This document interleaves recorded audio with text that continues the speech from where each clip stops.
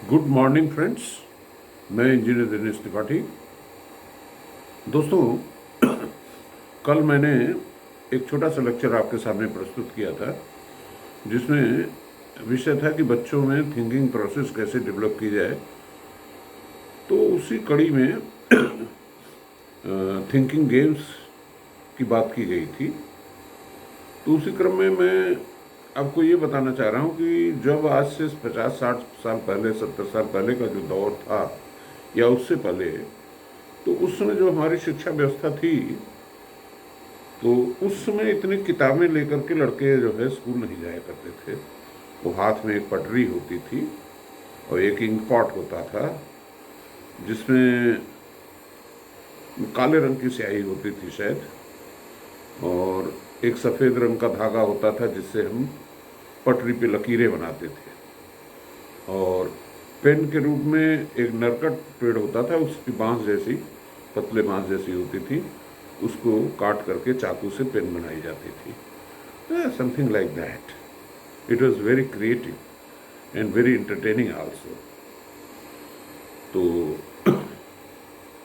बहरहाल, तो उस दौर में बच्चे स्कूल में जो सीखते थे, और उसके अलावा घर पे भी, गांव में भी जब बड़े बुजुर्गों से उनका सामना होता था तो उनके सामने कुछ ऐसे प्रश्न प्रस्तुत किए जाते थे कि जिसका साधारणतया कोई जवाब न हो। हालांकि जवाब उसका होता था and it was very simple, लेकिन आपके दिमाग में आता नहीं था। यानी कि दिमाग पे जोर डालने की प्रक्रिया शुरू हो जाती थी। तो ज़्यादा विस्तार न करते हुए मैं कुछ उदाहरणों से आपको समझा देता हूँ।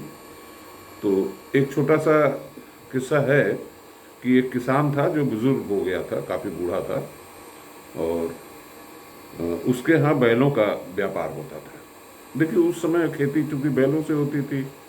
ये जो सड़क पे आजकल हमको दिख रहा है, ऐसी समस्या उसमें नहीं थी। ये सब लोग काम पे लगे थे।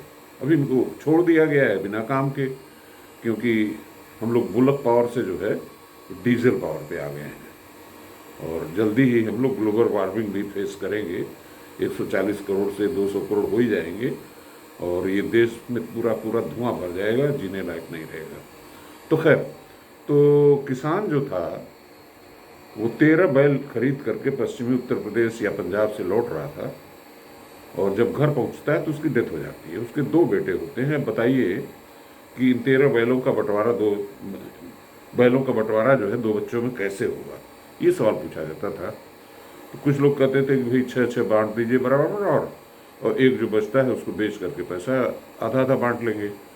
तो प्रश्नकर्ता ये कहता था, नहीं, दिस इज नॉट अलाउड। बहरहाल, इसका उत्तर वो देता था कि अरे भाई, जब वो बैलों का व्यापारी था और 13 बैल खरीद के ला रहा था, तो क्या एक बैल उसके घर में पहले से ही नहीं खूंटे पे बधा रहा होगा? बहरहाल, जब मैं बड़ा हुआ तो देखिए, यही प्रश्न जो है कैसे एक्सट्रापोलेट कर रहा है।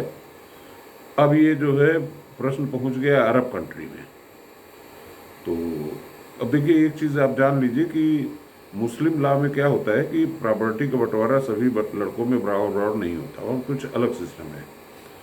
तो अरब कंट्री में एक परिवार में 17 ऊँट थे। बुजुर्ग के बाप की डेथ हो चुकी थी उनके। तो 17 ऊँटों का बंटवारा 3 लड़कों में होना था, और जो उनकी विल में लिखा था कि बड़े लड़के को 1/2 और मझले को 1/3 और सबसे छोटे को 1/9 मिलना है। ऊँट 17 थे। अब 17 का आधा करिए तो 8.5 हो रहा है, तो कैसे होगा?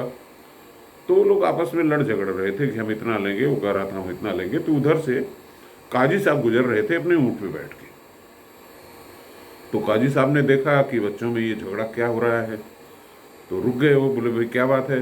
बोले, साहब देखिए, हमारा आधा की हमारी हिस्सेदारी है प्रॉपर्टी में, 17 ऊँट हैं, तो हम कह रहे हैं कि हमको 9 दे दो। तो ये लोग झगड़ रहे हैं, कह रहे नहीं, आपको 8 ही मिलेगा। तो खैर, एनीवे, तो काजी सेठ की कूल डाउन, कूल डाउन, ये तुम लोग इतना झगड़ो मत यार, मैं भी अपना ऊँट इसमें मिला दे रहा हूँ और बंटवारा आसानी से हो जाएगा। एक ऊँट के लिए क्यों इतना झगड़ते? तो उन्होंने एक ऊँट शरीक कर दिया, 17 के हो गए 18। अब बड़े लड़के को डिवाइड करिए, हाफ करिए तो 9 मिल गया उसको, यही वो चाह रहा था। मझले को आइए तो 1/3 मिल गया, 6 18 में 3 का भाग दीजिए, 6 उसको भी मिल गए। सबसे छोटे वाले को 1/9 था तो उसको 2 मिल गए। अब जोड़िए 9 + 6 + 2 17 हो गए ना। तो काजी साहब अपना ऊँट लिए, बैठ के चल दिए। तो आज के इस सीरीज़ में सिर्फ 2 कटवैठियाँ, क्योंकि बहुत लंबा लेक्चर हो जाएगा, और बाकी अगले अंक में आप देखेंगे तो आपको और कटवैठियाँ सुनने को मिलेंगी। धन्यवाद।